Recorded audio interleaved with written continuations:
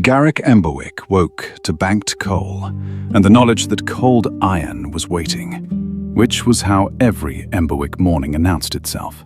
The rooms off the forge were small and soot-touched and honest. One pallet, one peg for a leather apron stiff with yesterday's heat, one shutter admitting fog whenever the wind turned.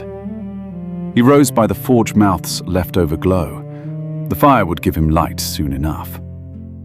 Jet was already at the bellows when Garrick stepped into the shop, shoulders braced for work and mouth arranged not to show how eager he was. The anvil held the night's chill. Tools hung in the racks, as Garrick's grandfather was said to have hung them, and Garrick did not spend time deciding whether the old talk was true. He kept the fire. "Bank it slow," he said. "Coal eats greed first." Jet nodded and pumped, as if nodding could keep the heat from seeing how hard he wanted to do it right. Sarah opened the front shutters and set the ledger on the counter with the soft thump of a woman who had already decided the day would not start until the book said so.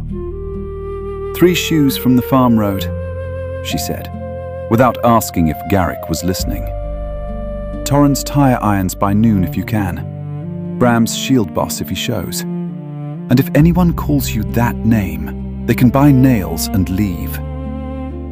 Garrick grunted.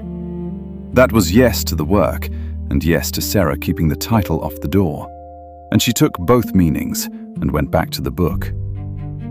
Cole Bran arrived mid-morning, charcoal ground into his sleeves, and the smell of permitted scrub still on him, with Corin's forge copy tucked beneath the rear sack's cord and marked by Bram's count.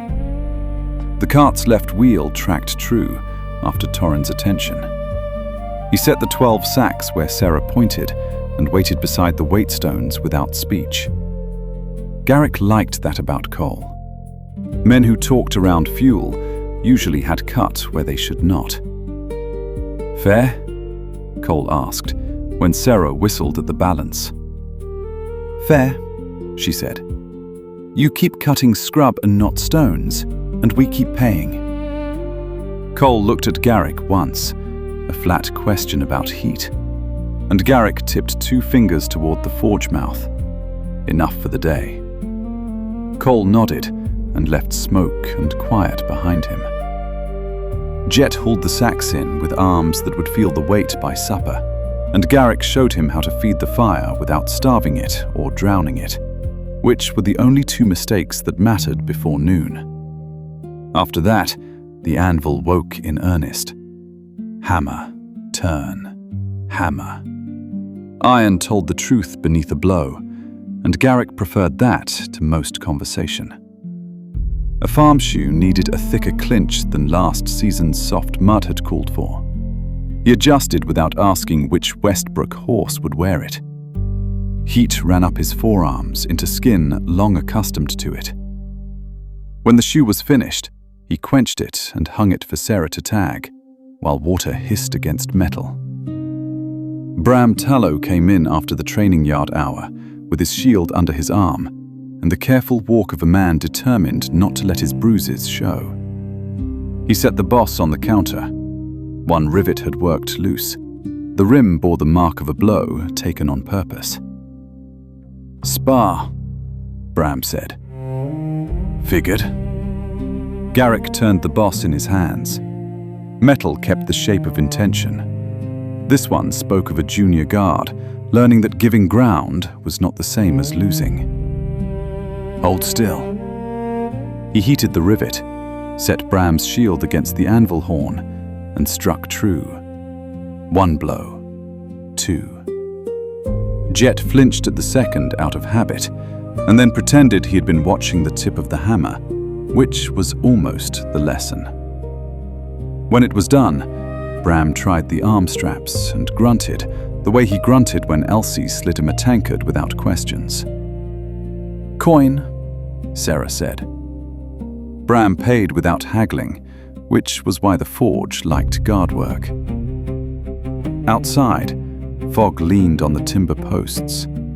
Somewhere toward the gate, a cart axle complained. Torren would want his tire irons before the complained about wheel became a story. "Adventurer hit hard?" Garrick asked. Bram considered that the way he considered notebook lines. "He hits fair. I drop the shoulder when I tire. Everyone does." He said that. Bram almost smiled, and then seemed to remember reports. He took the shield and left Sarah a nod that counted as a thank you. Near midday, an unnamed townsman at the front tried the old title, soft and hopeful, as if calling a man sigil master might lower the cost of a hitching ring. Sarah's voice cooled without rising. "Horseshoe price is the horseshoe price," she said. "He will make it, you will pay it. Titles are for people who do not work." Garrick did not look up. He was mid-strike on Torren's iron, and the metal was beginning to take the shape he wanted. Sparks sprang from the hammer face and held for a breath in a pale orange ring above the anvil, then fell as ordinary ash. Jet blinked hard, stared at the floor, then at Garrick's hands, as if they might explain it. "Again," Garrick said. Jet struck. The ring did not return. That was fine. It was no trick to keep, only a moment when work and metal agreed. The same way Hop's flower sometimes held a strange shape, and Maris's salves sometimes closed what ought to scar. Visitors called it magic. Garrick called it not dropping the piece. Torren Spoke put his head in long enough to trade iron talk for wheel talk, which was nearly a friendship.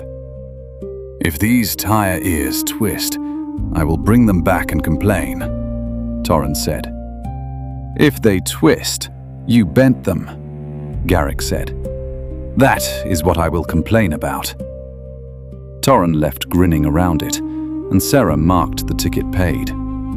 Afternoon heat made even the fog smell like iron. Jet caught a stray spark on the heel of his hand and hissed. Garrick tipped his chin toward the door. "Nell?" "I can keep working," Jet said, already not keeping working. "You can keep scarring. Go." Jet went.